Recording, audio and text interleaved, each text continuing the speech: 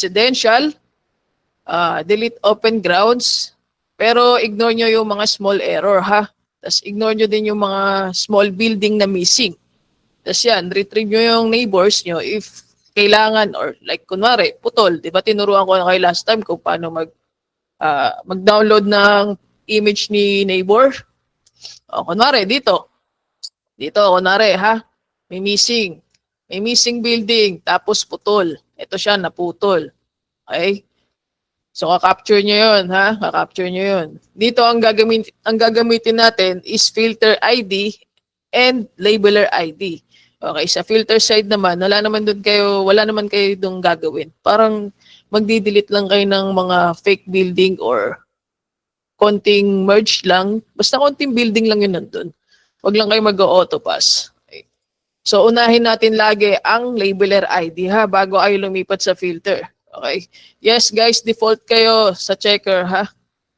Yung iba naman, labeler, then labeler. Okay, default road.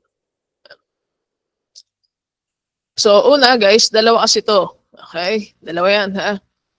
Yung isa, almost 30K. And yung isa, 500. So, medyo dense to guys, medyo dense. Ayan. Yan, pag pull nyo ng task, hanapin nyo lang yung big error and missing. Tapos, delete natin yung mga open grounds or fake building. Kung meron man, ha? Pero kung wala, check lang mabilis. Ito, like, ayan, fake building. Okay? Tapos, guys, since kailangan nating emerge yung residential, kung meron man kayo makita, then emerge nyo. Pero dito kasi, parang big building siya. So, wag nyo na yan i-merge. Yan. Yung iba naman, big buildings, okay naman yung gawa ni AI. Okay? Itong tatlong to, kung napapansin nyo, di ba, may isang hindi nakakat. So, okay lang yan kahit wag nyo nang galawin, ha? Checkers, okay lang yan kahit wag nyo nang ipa-merge yan, ha? Labeler, ha? No need na emerge. So, sometimes wala tayong gagawin, then submit nyo lang, ha? Okay na yun. Goods na. Hindi kayo mapa-flag nun na as auto-passer. Okay? Basta, hindi lang every task nyo na mag-auto-pass kayo. Tapos alam nyo naman may obvious na kailangan gawin, tapos i-ignore nyo, ha? Okay? So dito naman, if merong residential na nakakat or naka-group, kagaya nito, okay? So kailangan nyo yan emerge. Yan. Emerge lang, pero okay lang yan kahit hindi siya pantay, guys. Okay?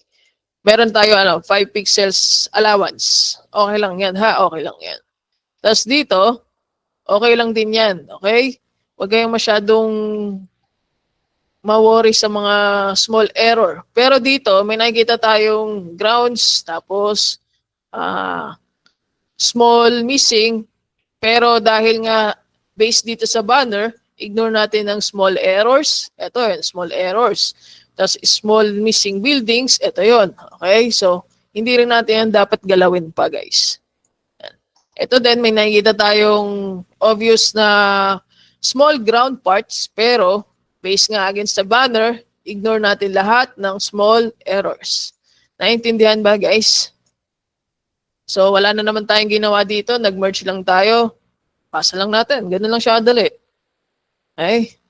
So, dito, parang feeling ko wala pa rin naman tayong gagawin kasi si AI ay na-capture niya ng maayos. At nag-group niya rin ng maayos. So, hindi na natin yan kailangan emerge pa, ha? Hindi ganon, guys. Hindi. Kasi kapag yan ginalaw nyo, syempre si checker, ibabalik niya yung task nyo. Tapos ipapag-group ulit sa inyo. Okay? So, submit lang natin yan. Okay, dito, most of them are residential, guys. Okay? So, kailangan nyo silang i-merge. Like, yan. Ito, di ba, mga naka-group yan. Kapag kinlik-click nyo, ilang layer yung nasasama. Yan. So, kung nakapasok na kayo sa mga townhouse or sa Camellia, mostly, ang mga bahay ay may sariling bakod. Yan, ganyan. Wait, palitan natin ng kulay para mas klaro. Kailangan yung matuto sa mga sa mga residential or kung kailan ka mag-merge, kung kailan ka mag-group, okay? So lahat yan, guys, may mga sariling bakod. Okay? Yan. So itong mga to, ito lang ang i-merge mo. Ha? Kasi ito lang yung area niya. Okay? Itong maliit na to, i-delete mo yan kung fake building. Pero kung building siya, then wag mo siyang i-delete, pero wag mo siya sasama sa group mo. If big buildings yan, ha? Pero dito guys, based sa image ay residential lang. So ang gagawin nyo lang ay mag-merge lang tayo ng mga related parts nila. Yan. So ito ground to. Okay? Ganyan lang. Tapos minsan may pag-click mo, 'di ba? Pag-click mo, magkasama tong building na to. Okay? So mga ganon, hindi mo silang pwedeng i-group ng magkasama. I mean, i-merge na magkasama. Kunwari, example ha, example para malinaw. Yan, ganyan. Kunwari, pag-click mo, tatlo, di ba? So lahat niyan, meron yan mga sariling bakod, boundaries or fence. Okay? So yung mga yan, sabi ko nga kanina, kada isang bahay may mga sariling bakod. Okay? Ang block naman ang tinatawag isang buo. Yan. So like block 1, block 2, ganun. Okay? Tapos lot. So pag-click mo, magkasama lahat. Pero hindi mo sila kailangan i-merge lahat, guys. Okay? If na-merge mo man, kailangan mo din silang ikat based doon sa fence or sa bakod. So magiging ganyan lang siya. Naintindihan nyo ba, guys? Hindi yung lahat isasama mo ha, hindi ganon. Kailangan nyo matuto kung kailan kayo magka-cut, kung kailan kayo mag-merge. Okay? Newbies, naintindihan? So, may mga nakikita tayong mga small grounds. Oh, hindi, no. Medyo may kalakihan to. Kailangan natin siyang ayusin. Yan, merge. Tapos, tanggalin nyo itong grounds. Okay, fake building. Ito, parts. Yan. Tapos dito, so syempre kapag na-merge mo yan, sasama lahat. So ang gagawin mo, pwede mo naman yan isama, pero ikakat mo din siya sa huli. Ano to? Ikakat mo din siya sa huli. Ganun lang kasimple, guys. Okay. Hindi nyo kailangan maging perfect yung mga building dito. Ang importante lang, walang naka-cut na or naka-group na bahay or na residential. Standard lang tayo, guys. Okay. Pero kung sa tingin nyo sobrang pangit or tabingi, yun, kailangan nyo siyang i-redraw or ayusin. Yan. Like, yan, doon diba? Sobrang pangit. Okay? Para lang umayos, yan. Mas okay na siya. Then yan, mga fake buildings, naka-merge pa rin. Okay?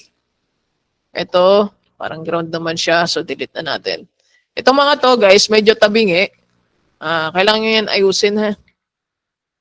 Ganyan lang naman, kasimple. Gamit lang kayo ng repair tool. Pero itong mga to, kahit ganito lang, oh. Yan, matanggal lang yung mga spike or yung mga patulis na part. Yan. So, all goods na to, guys. Hindi nyo na yan pwedeng i-over-edit pa. Okay na yan, ha?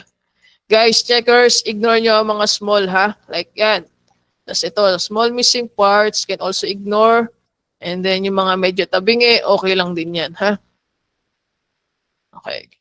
So again, so dito may tig-apat na bahay. So dapat dyan, hindi mo sila lahat. Dapat dyan, tatlo dito ang ikakat mo. Kasi yung isa, nakahiwalay na. So hindi ka na mawo-worry doon. Yan. Tanggalin niyo muna itong mga naka-spike dyan. Kasi baka sa huli, magkikickback yan. Yan. So, ganun lang naman guys, ha. So, okay na. Ito, hindi tayo sure kung grounds ba yan or hindi. So, pwede natin yan i-ignore. And then, may missing parts pa dito sa isang bahay, kunin nyo lang din. Yan. Para hindi kayo komenta ni checker. O, again, dito din, 4. Pero kapag merge mo, sumasama lahat. So, i-cut mo na lang siya. Dali lang naman mag-cut. Okay, nakakat na. Yan. Ito, tanggalin itong mga naka-kickback muna para ma-cut nyo sila ng maayos. So, okay na. Nakat natin siya. Open grounds, delete. Yan. And then, all goods na to. Hindi nyo na yan kailangan i-make up pa or pagandahin pa ng sobra, okay na yan. Tapos ito, hindi naman yan kailangan i-group, di ba? Kasi maliliit lang naman yan. Then merge lang din yan. Okay na yan. Pero yung mga ganyang tabingi, ayusin lang konti. Pero hindi naman kailangan lahat ayusin. Okay na yung ganyan lang. Ang importante, walang big missing error or big missing parts. Yung bisa at walang auto passer.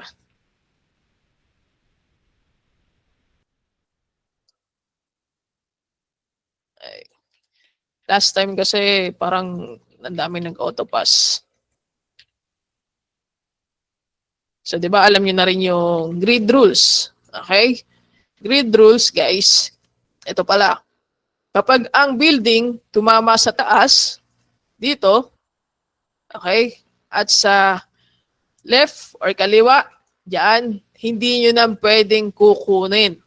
Hindi niyo na pwedeng i-capture. Okay? Kailangan kapag ang building lang nasa bottom, dito, if merong missing, or if merong ginawa sa AI, and then yan, yung ginawa natin, kailangan nyo yung ayusin. Ayusin or i-capture if missing.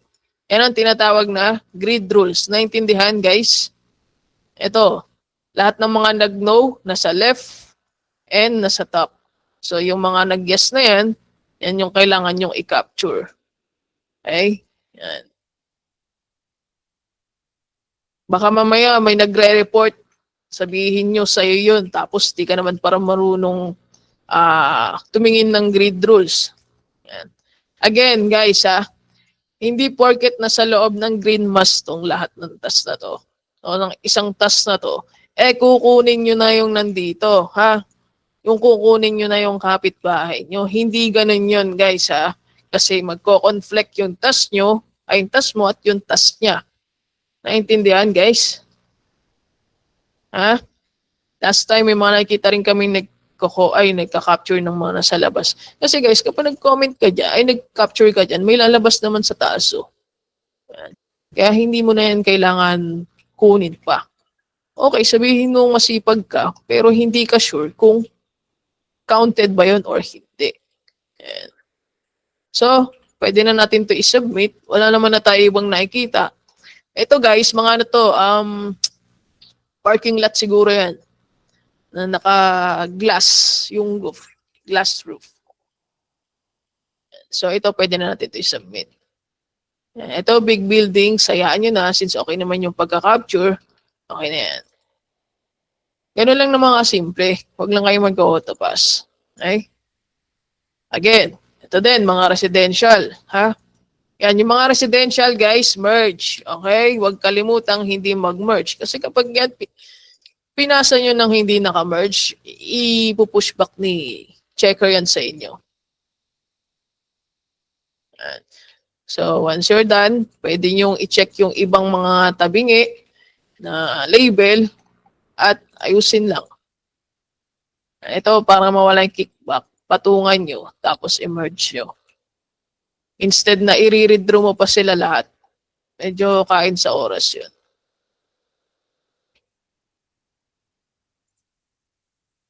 Kunin nyo yung mga missing parts pagtapos nyo na mag-merge. So, all goods na to. Ito, medyo pangit lang yung part. Ayusin lang konti. Ito, okay na yan. Hayaan na natin yan. The rest, missing part, medyo may kalakihan. Ito, small error or small missing, pwede nyo na yan ignore. And nasa labas naman na siya ng grid. Yan. Grounds, delete. Ito, merge. Pero parang ground to. So, ikakat natin siya dito at di-delete yung isang part.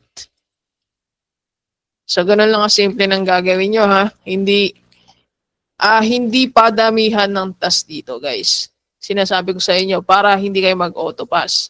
Okay? Padamihan dito ng ginawa nyo or ng edit nyo or na ipasa nyo ng naigawa nyo. Hindi yung padamihan ng task. Sa filter, pwede magpadamihan ng task dun. Kung meron mang wall, guys, okay, kung meron wall, then gawa kayo ng 3D ha. Kung meron lang wall. Pero kung wala, then wag yung lalagyan syempre. Kasi standard building repair tayo. So kailangan nyo i-follow yung 3 pixels ata yun for wall or for 3D. So okay lang yan kahit medyo tabi. So sa isang task siguro parang mga 5 minutes, 10 minutes lang magagawa. Okay na yan, di ba? So naintindihan ba guys? Baka mamaya ang gawin nyo na naman, mag-autopass kayo. Alam nyo naman, merong consequences ang mga nag-autopass. So ganun lang din ang gagawin nyo. If you think na residential to, okay, then merge. Ayan. So out of boundary na yung isa at walang wall para mag 3D, delete yung 3D, exclude yung isang part kasi hindi na yan atin. Nasa kapitbahay na yan. Yan lang siya, okay na. Diba? Huwag niyong kukunin yung pating kapitbahay niyo. Yan, merge, tapos cut, based done sa properties or sa bakod nila. Then yan, merge, and then exclude grounds. Okay, and then merge. Merge again. Kung sa tingin nyo medyo pangit, then ayusin lang konti. Straight lang yan, okay na. Missing parts. So mabilis lang, di ba? And some of big buildings naman ay okay na. So hindi nyo na siya kailangan ayusin pa. Na-group naman ng mabuti, na-capture naman lahat ng parts, na-exclude naman yung grounds, yung butas, okay na yan. So any question?